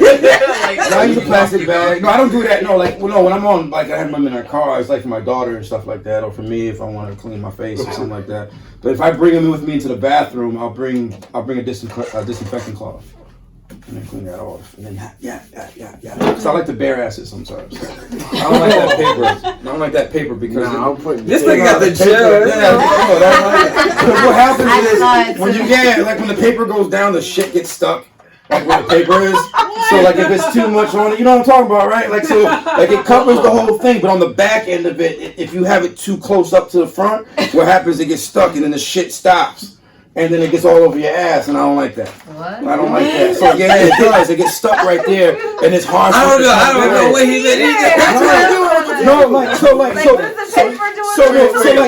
It's cut like this. It's cut like in a circle, right? The toilet paper. In the back, yeah, the U thing in the back. It gets stuck right there. You talking about the paper you lay on the toilet? Yeah. Oh, okay. You gotta put some tissue over it, though. Huh? You gotta put some tissue over it. I don't even like that either.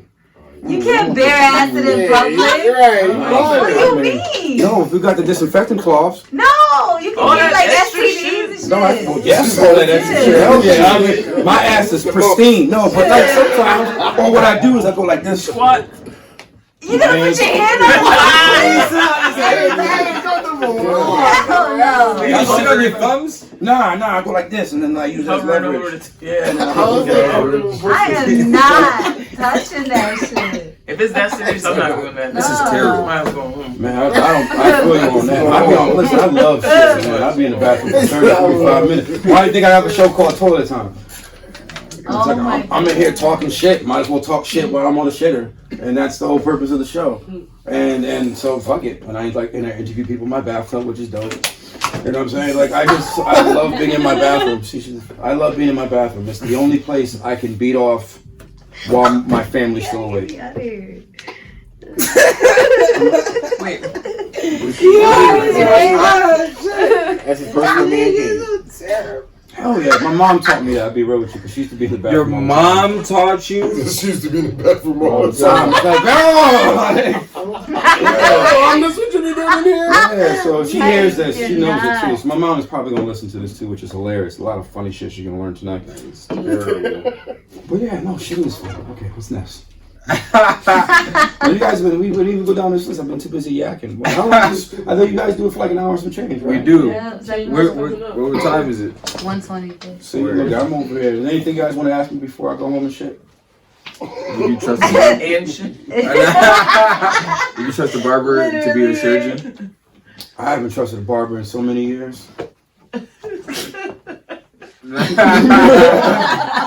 No, I don't want. You know, that's how would they even like get into medical school?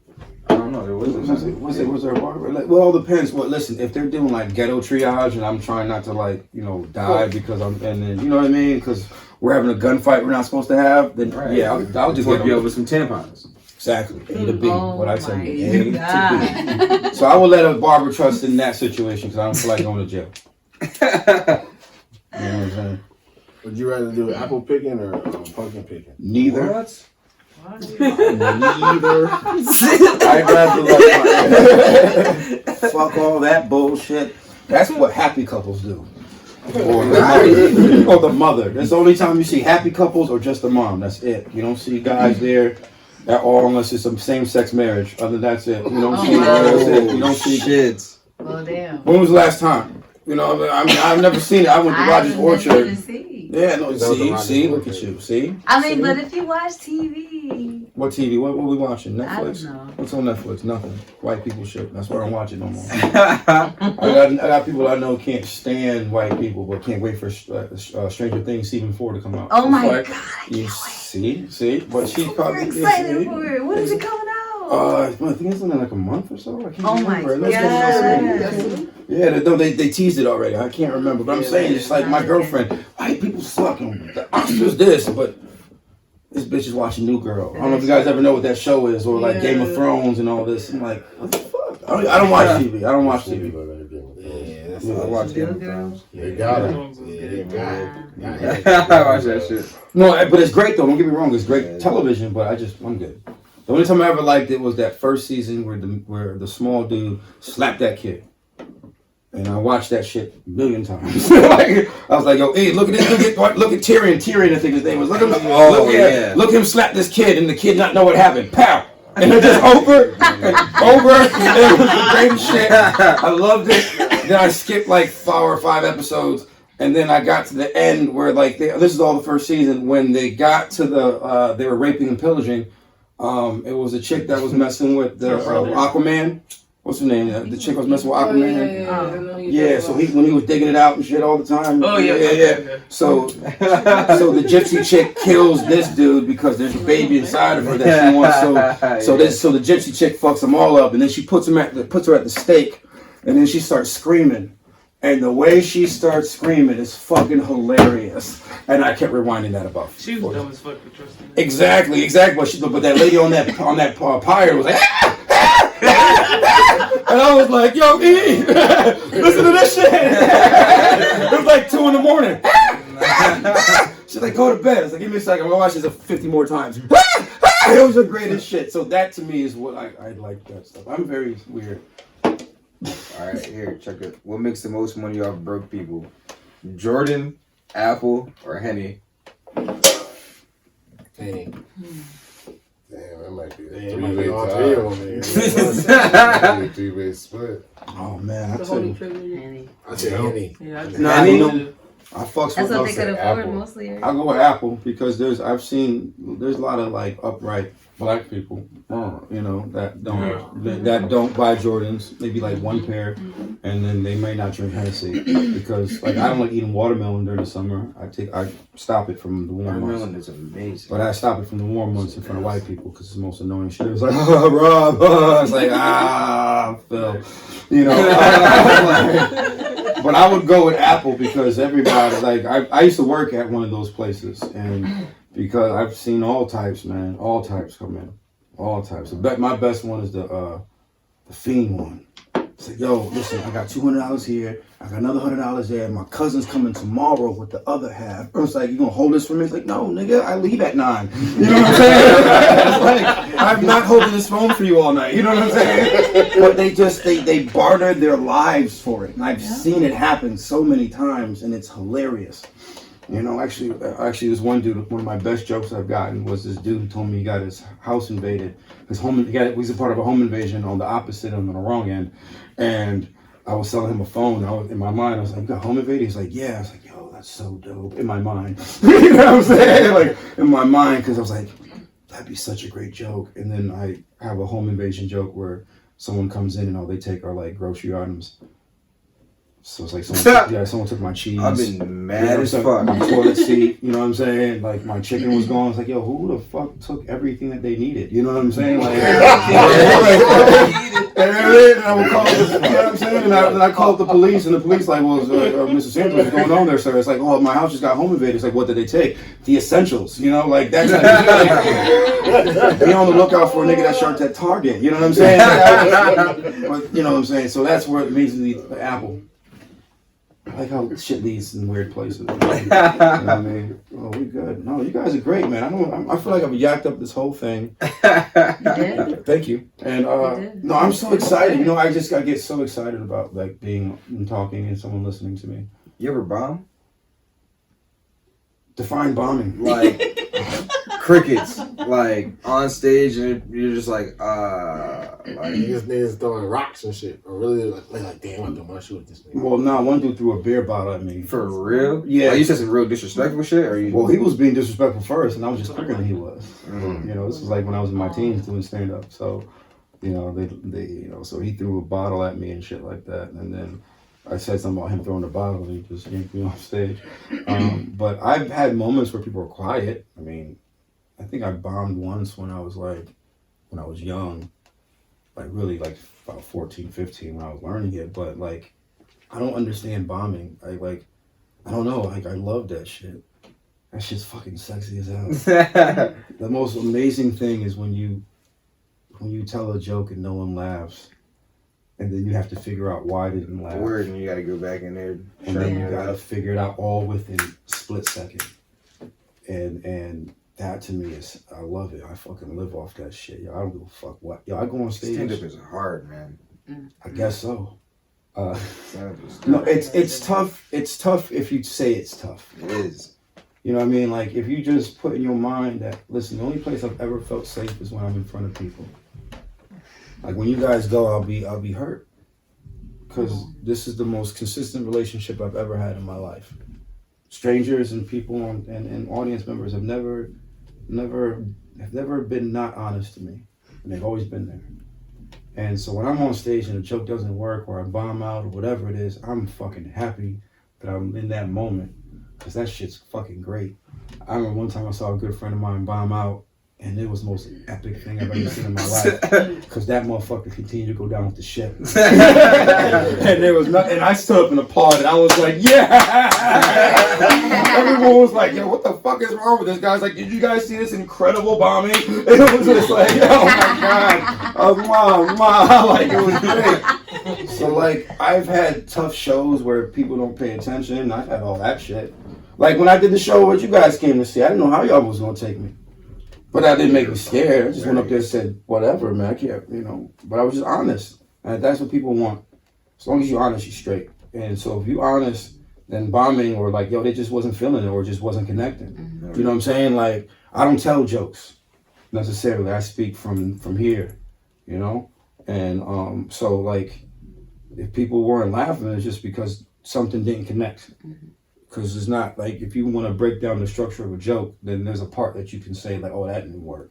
Maybe I didn't. So for me, it's just like, well, what was it? Was my emotion off? Was it was I being too aggressive? I mean, was I not being enough aggressive? Or maybe it's just not funny now, but it can be later. You know, like I'll be honest with you guys. I'm gonna bring it down again, but this is important why I bring it down.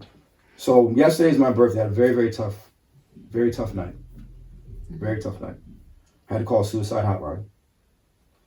And I called the suicide hotline and, you know, they were helping me out and stuff like that. But because I deal with borderline personality disorders, like my impulses are just irregular. You never know what's going to happen to me. I'm like, you know, right now, right? But it's tough to emotionally regulate when everything just pops off like that. And because of past trauma of my birthdays and certain things not taking place on my birthdays, and me still not letting it go 100%, I was in a very tough space where I wanted to hurt myself. Now, the wise mind is like, no. You know what I'm saying? Like the wise mind in the middle is like, you're not going to do that, the middle. The emotional mind is like, I'm hurting. Make me feel something. Rational mind is like, Rob, you know you're not going to do that. And then once the wise mind comes in, it's like, what can we do to get out of this scenario? Right? Because I don't feel like other people do. Like I don't have emotions like regular people do. Like because I have to, people say, hey Rob, what's going on? Give me a minute. You know what I'm saying? It's just like, I don't know how to feel. You know what I'm saying? Or someone asked me like, hey, how was your day? Do you have a good day today? I was like, I don't know what that means. Because what does good mean to you versus good to me? Or what does bad mean to you versus bad to me? It's like, wait a minute, like I lost, whatever, like my car got a flat or something like that. That was a bad moment. But that doesn't mean the rest of the day is going to be shitty. You know? So when I went and I called up the suicide hotline, they were nice. They helped me out. But I still felt like I was better than them. You know what I'm saying? I still felt like I was like, yeah, what did you guys really do? And then now I came up with an idea. After I was watching, what was his name? Chris Tucker's special that he did in 2015. He's talking about like how McDonald's has 2 windows. And then I called up the suicide hotline last night and I was just like, wait a minute, yo, fucking suicide hotline is like the McDonald's, like ordering something from McDonald's because it's like you get your food but when you order your nuggets, they forget your barbecue sauce. You know what I'm saying? It's like, you know what I mean? It's just like, yeah, I got my food, but I'm not all the way fulfilled. So it's not funny now, but that's just gonna be funny sooner or later. That's how I write my jokes. So even though you guys now, like I'm just experimenting now, I've already picked out, I was like, I already know what's going on. Because suicide, that word it's a trigger word. But then again, it's like, once I get to the Nuggets thing. I know more Marines that killed themselves than Marines that died in combat. What's that? I know more Marines that killed themselves than Marines that died in combat. And you've been surrounded by, and then how does that, and like it's that fucking word? Terrible. Exactly. But then when you break it down though, because I've had friends do the same thing too, then I say to myself, like how I cope with that, because some people couldn't, how I cope with that is like they made a choice. As much as I hate to say it. And whatever their mind told them to do, they've made that decision. It sucks, but that's the reality of it, and that's what helps me. So when I use that word, I want to be able to use suicide and get to that nuggets part without the sauce. Because that is going to take that word and push and present it in a way that we can all fucking talk about it. Like you and Mike talking about this is amazing. I'm so grateful that you brought that up. And what was it like those friends of yours? Like, how do you cope now? If you don't mind me asking. Shit, I smoke weed all day, every fucking day. Well, if it works, if it works, you know what I'm saying? I get my best zen when I'm on the mats, like doing jiu-jitsu or wrestling. That's beautiful. Other than that, I think about that shit all the time. Yeah, and it's okay. And that's the thing, it's okay. What's not okay is how you react from it. You know what I'm saying? I tell my daughter all the time, it's like, listen, it's okay to feel how you feel. But how you act on those feelings is what makes a big difference. If you want to be upset in this moment, it's okay to be upset. Your emotions, it's okay to be mad. It's okay to be cranky. It's okay, honey. But be mindful around you. There's people here with you. You know what I'm saying? You got to be mindful of what you're doing. Then she started like knocking stuff off the shelf the other day. I was like, all right, honey, you have to go in the car, baby. Not because you're in trouble. It's because you need to be in a place that's going to be safe for you. And also because I don't want to get pissed. You know what I'm saying? But I don't even get mad though, like legit. So when I hear that, like I have so many good friends that made that decision. And so when I was in that situation where I felt like I was going to make that decision, or my emotional mind wanted to make that decision, it was tough because I'm like speeding. It's like, wouldn't it be nice if my car was planted on this wall? You know what I mean? And that's where it was. But I found a way to get through because of it. We don't want you to hurt yourself, man. Never. But the thing is, though, this is the thing. This is about the power of control, power of choice. Exactly. I know that killing myself or wanting to hurt myself is a bad thing. I can still live with that thought in my head and go to work. Exactly. Not it's just there. It's like, I know you're there, but I'm good. Because I'm going to be all right today. And eventually that will go away. And then it's like, boom, I created dope-ass moments afterwards. Right. You know what I'm saying? So that's like my tire getting flat in the morning, you know what I mean? But I know it's not funny, but it will be funny. No, I feel that because shit, I'm on this tear. I live this same shit. I was on a very low, got up, back down, same shit. But like, there's momentum with this podcast and a lot of other things that was going on with the DJing and jiu-jitsu, like coaching wrestling still. Like these guys just won states again. Shout out Central. Like they just won states for back to back. I don't know how many fucking titles this guy has now. My coach, like, speaking of mentors, one of my mentors. But it's crazy. Like I'm going on this chair, like, and I thank you guys fucking, because if it wasn't for y'all guys, for real, like coming here every week definitely takes a lot off. I really appreciate you guys. Awesome, that's beautiful. Like listen, like being aware. That's the beginning of choice. Like you choose to come here. You know what I'm saying? Like you making that decision, give yourself that credit. And that's the beautiful thing about connection. That's the beautiful thing about human beings. And then also understanding, like, cosmically, you know, if you guys are into the tarot the stars and stuff like that, like quantum physics and things like that, about like it's the stuff that they talk about it. Like I'm not gonna even pretend I know what the fuck I'm talking about with quantum physics, but it's all about, like, some of them is about connection to the stars and how everything in this world is connected, man. Somehow, some way. Yeah, I don't believe in accidents. No. I don't believe in accidents. Yeah. That's what I mean. Like, for you guys to see me, I think that was just a great opportunity for us to just say hello. Word. This was a dope ass episode. Thank you. Word. I appreciate you. Where can everybody find you? Where's all your shows at? All your social media? What's your address? Man, Need some essentials. 357 West Main Street. But I used to live there. No, actually, I might. Oh, excuse me. Account information.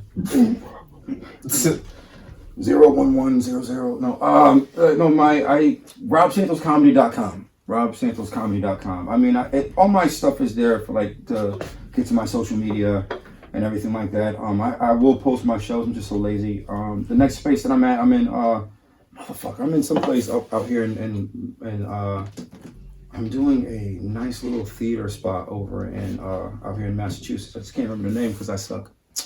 But if you go to RobSantosComedy.com, you'll see it. Like I've been writing a one-man play, so I haven't been doing too many shows. Or the only time I do the shows is just when I want to get those words out. Yo, quick question. Sure. You said that. I just saw Mike Tyson on one of his podcasts saying that when his wife wrote that one-man show. I had no idea. Oh, for real? Yeah. I had no clue. You let your wife write any of your jokes? I am inspired from her. She is a muse. She is one of my muses. My daughter is probably my biggest muse. But no, I would say there's one joke, and she doesn't even remember it. Like, I do this joke about looking like the Statue of Liberty on crack cocaine. And I fucking hated that joke. All I do is I stick my hand up and go, hey, New Jersey, if you give me your tire, you're poor, and I fuck is in your pocket, I'll suck your dick, I swear to God, New Jersey. That's like so basic, pretending to be a cokehead. And it's probably one of my best jokes, and my girlfriend's like, why don't you just do it? Quit being a bitch. I was like, yo, fuck you, nigga. You know? and I did the joke, and now the joke is one of the best jokes that I have, because it boils into my identity of being a beige guy. Word. That's dope. I appreciate it. Thank you for coming on, man. Thank you, guys. Definitely spoke a lot of dope shit. Oh, thank you. And forgive me if I was yakking. I'm just so excited. Not I don't know. even, Plus, man, all it's okay, and then somebody, but they're also. Yeah. So they're like, yeah, Bro. fuck Carlo over here. She is sleeping. Word. But thank you guys so much. I appreciate you. I'll shut my mouth. Thank you. I know. Thank you. Come on, stop with the cherry pies. You been back? He will now. No, I'm about to go after the Until next week, we out this hoe.